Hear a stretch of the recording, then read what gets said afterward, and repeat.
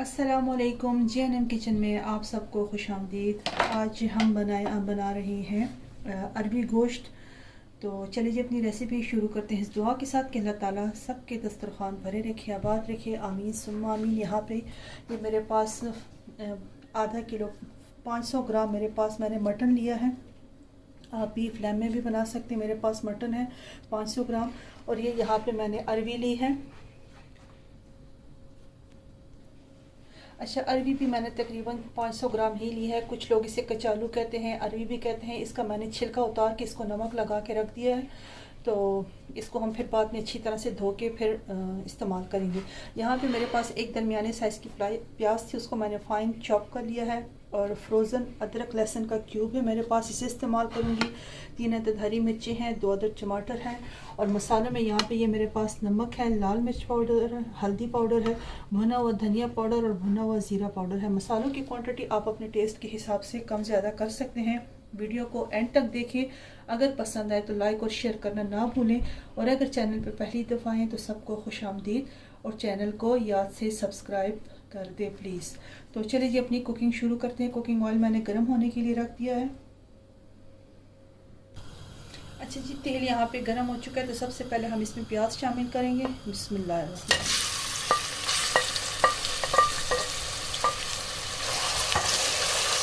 प्याज को हल्का सा सुनहरा करेंगे।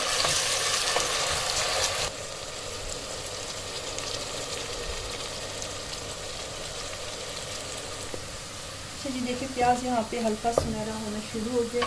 तो इसमें मैं ये जिंजर गार्लिक का पेस्ट भी शामिल कर दूँगी। और यहाँ पे ये काली मिर्च और लौंग थोड़ी थोड़ी है, ये मैं शामिल कर दूँगी साथ में।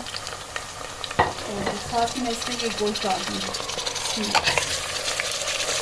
इसको 4 से 5 मिनट तक हाई फ्लेम पे अच्छे से मैं भूनूंगी गोश्त को। उसके बाद इसमें मसाले शामिल कर दूँगी।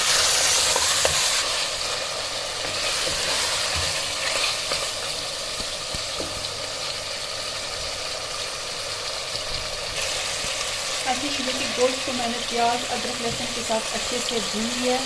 अब इसमें मैं ये सारे मसाले शामिल कर दूँगी और इस मसाले के साथ इसको 2-3 मिनट तक भूनूंगी। और थोड़ा सा इसमें पानी शामिल कर दूँगी कि मसाले जले ना।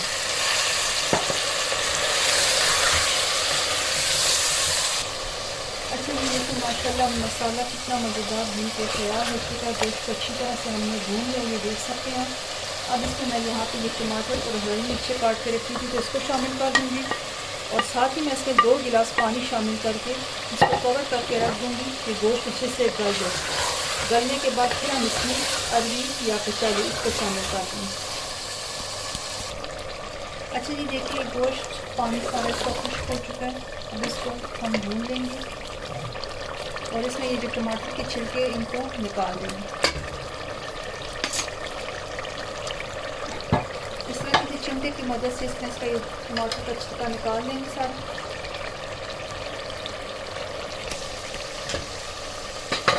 देखिए कचालू मैंने अच्छी तरह से इसको धो के, इसकी नमक डालने से ये होता है कि इसके ऊपर अपनी वो लेस सी जो होती है तो वो ख़त्म हो जाती है। अब ये भी इसमें शामिल कर दूँगी और इसको फिर अब मैं इस गोश्त के साथ हाई फ्लेम पे 4 से 5 मिनट तक इसको भूनूँगी। अच्छा जी, ये देखिए अरवी डालने के बाद अरवी या ये कचालू डालने के बाद 5 मिनट मज़ीद मैंने इसको गोश्त के साथ अच्छे से भून लिया। जब आपने गोश्त गलाना हो तो गोश्त को बिल्कुल 100% तक नहीं गलाना, थोड़ी सी कसर इसमें छोड़नी है क्योंकि जब हम इसमें कचालू शामिल करेंगे तो उसके साथ ही गोश्त में पकना है। ठीक है जी। तो इसमें अब मैं डालूँगी ये गर्म पानी। जितना आपको शोरबा चाहिए आप उतना शोरबा इसमें बना सकते हैं। मैं इसमें इतना पानी डालूँगी कि कचालू भी गल जाए और शोरबा भी रह जाए, क्योंकि कचालू गोश्त का शोरबा ही सबसे ज़्यादा मज़ेदार और टेस्टी बनता है। अब इसको मैं कवर करके 10 से 15 मिनट के लिए रख दूँगी कि गोश्त की कसर भी पूरी हो जाए और ये कचालू भी अच्छे से गल के नरम हो जाए। क्योंकि मैंने कचालू को बीच में से काटा नहीं है, मैंने इसको साबुत ही रखे हैं। दरमियाने साइज़ के थे, बहुत बड़े नहीं थे, इसलिए मैंने इसको इसी तरह रख दिया। अच्छा जी, देखिए माशाल्लाह माशाल्लाह मज़ेदार कचालू गोश्त बन के तैयार हो चुके हैं। अब इसके ऊपर मैं गरम मसाला डालती हूँ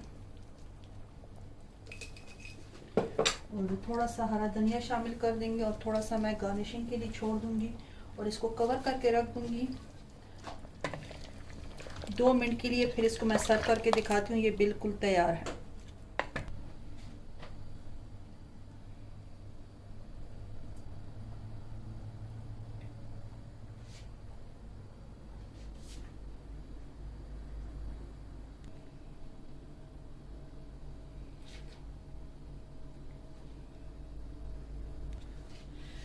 अच्छा जी, ये देखिए माशाल्लाह मज़ेदार कचालू गोश्त पक के तैयार हो चुका है। ये बहुत ही टेस्टी और बहुत ही मज़े का सालन बन के तैयार होता है। इसके साथ मैंने घर की खमीरी रोटी तैयार की है और पीटा ब्रेड भी इसको कह सकते हैं, खमीरी रोटी भी इसको कह सकते हैं। शोरबे के साथ नान हो या खमीरी रोटी हो तो बहुत ही ज़्यादा अच्छा लगता है। तो उम्मीद करती हूँ आपको इंशाल्लाह आज की ये रेसिपी ज़रूर पसंद आएगी। इस रेसिपी को ज़रूर आप अपने घर में ट्राई करें और फिर मुझे अपना फीडबैक दें कि जब आपने अपने घर में इसको बनाया तो आपको ये रेसिपी कैसे लगी। तो इस वीडियो को यही एंड करते हैं इस दुआ के साथ कि अल्लाह ताला सबको खुश और आबाद रखे। आमीन सुम्मा आमीन। अपना ढेर सारा ख्याल रखे। अल्लाह हाफ़िज़।